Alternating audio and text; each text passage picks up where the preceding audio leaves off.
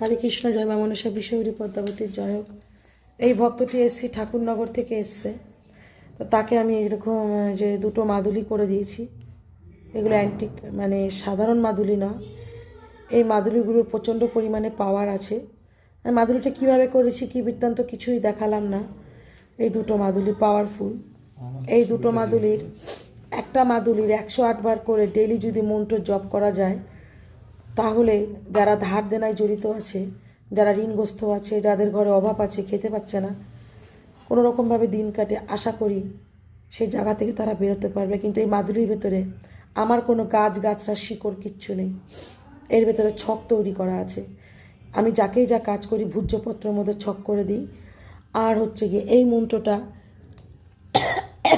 108 বার করে জপ করতে হবে, ঠিক আছে?